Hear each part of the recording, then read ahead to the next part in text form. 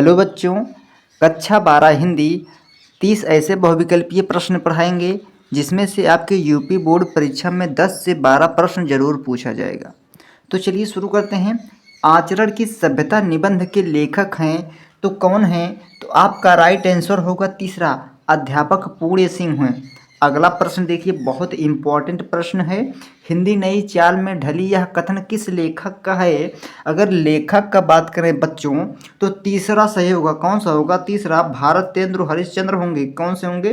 भारतेंदु हरिश्चंद्र होंगे। अगला प्रश्न देखिए, काफ़ी इंपॉर्टेंट प्रश्न ये भी होगा। उसने कहा था कहानी के लेखक हैं, तो कहानी के लेखक कौन हैं जो उसने कहा था? तो आपका राइट आंसर होगा चंद्रधर शर्मा गुलेरी। आपका राइट आंसर दूसरा सही होगा। अगला प्रश्न देखते हैं, बहुत इंपॉर्टेंट प्रश्न है।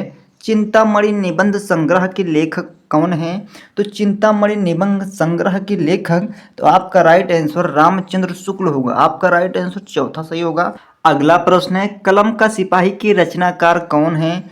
तो कलम के सिपाही का रचनाकार अमृत राय हैं। अगला प्रश्न देखिए, प्रिय प्रवास के रचयिता हैं, तो प्रिय प्रवास के रचयिता कौन हैं?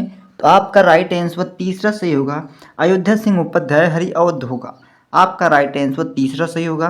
अगले प्रश्न को देखते हैं, निम्नलिखित में से छायावाद के कवि कौन हैं? तो छायावाद की अगर कवि की बात करें तो मुकुटधर पांडे हैं। अगला प्रश्न देखिए, निम्नलिखित में से कौन सा कवि छायावाद युग का नहीं है? तो छायावाद युग का कौन सा कवि नहीं है? तो आपका राइट आंसर होगा चौथा सही, अज्ञेय। कौन सा होगा? चौथा होगा। अगला प्रश्न देखिए, रश्मिरथी किस कोट की रचना है? तो रश्मिरथी किस कोट की रचना है? तो आपका राइट आंसर दूसरा होगा, खंड काव्य की रचना है। किसकी होगी? खंड काव्य की रचना होगी। अगला प्रश्न देखिए, बादल को घिरते देखा है, ये रचना किसकी है? तो बादल को घिरते देखा है, ये रचना होगा नागा अर्जुन की। किसकी? नागा अर्जुन की। आपका राइट आंसर दूसरा सही होगा। यूपी बोर्ड परीक्षा में जरूर पूछा जाएगा। अगला प्रश्न देखिए, निम्नलिखित में से हजारी प्रसाद द्विवेदी की रचना है तो कौन सा है? तो आपका राइट आंसर दूसरा सही होगा, बिल्लेश्वर बकरिया। आपका राइट आंसर दूसरा सही होगा। अगला देखिए, निम्नलिखित में से आचार्य रामचंद्र शुक्ल द्वारा लिखा निबंध है तो कौन सा है? आचार्य रामचंद्र शुक्ल द्वारा। तो आपका राइट आंसर होगा चौथा, कविता क्या है। इसको किसने लिखा था? तो आचार्य रामचंद्र शुक्ल ने लिखा था। अगला प्रश्न देखिए, अजात शस्त्र रचना की विधा है तो किसकी विधा है? तो आपका राइट आंसर होगा तीसरा, नाटक की विधा है। अगला प्रश्न देखिए, अज्ञेय की रचना है तो अज्ञेय की रचना क्या है? तो अज्ञेय की रचना होगा बच्चों शेखर शेखर एक। क्या होगा? शेखर शेखरा एक।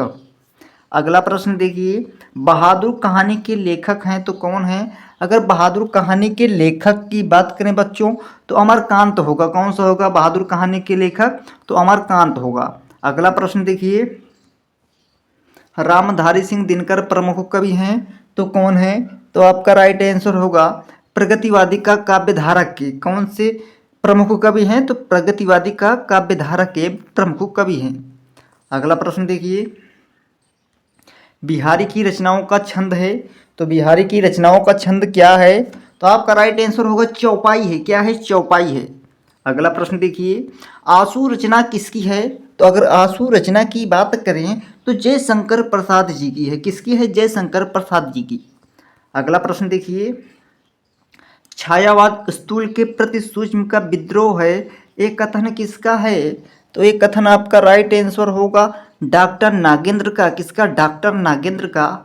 अगला प्रश्न देखिए, दूसरा सप्तक का प्रकाशन कब हुआ? तो दूसरा सप्ताह का प्रकाशन कब हुआ? तो आपका राइट आंसर होगा तीसरा सही, सन 1951 में। अगला प्रश्न देखिए, भाषा योगाशिष्ट के लेखक हैं तो कौन है?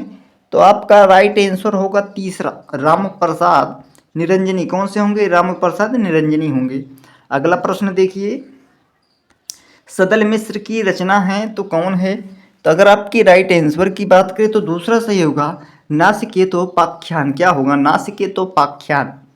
अगला प्रश्न देखिए, चंद्रकांता संतति कीर्ति की विधि है तो किसकी है?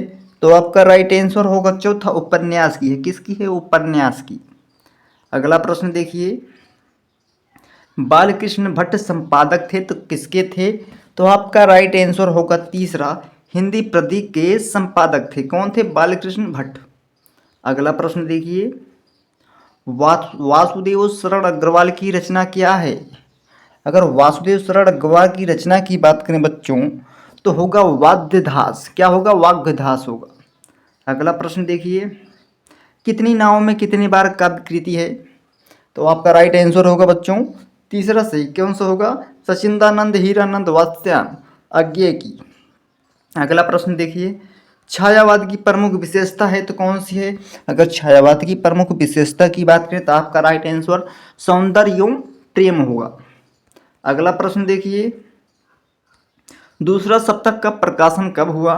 तो आपका राइट आंसर की बात करें तो तीसरा होगा 1951 ईस्वी में। अगला प्रश्न देखिए, हिंदी का प्रथम महाकाव्य माना जाता है तो किसे माना जाता है? तो आपका राइट आंसर होगा पृथ्वीराज रासो को। अगला प्रश्न देखिए, आखिरी प्रश्न देखिए, इसको आपको कमेंट में बताना है इसका राइट आंसर। मैथिली शरण गुप्त की काव्य कृति है तो कौन सी है? तो आपका राइट आंसर होगा तृप्त थगा। आप किस जिले से देख रहे हो आप एक कमेंट में ज़रूर बता देना। तो धन्यवाद बच्चों।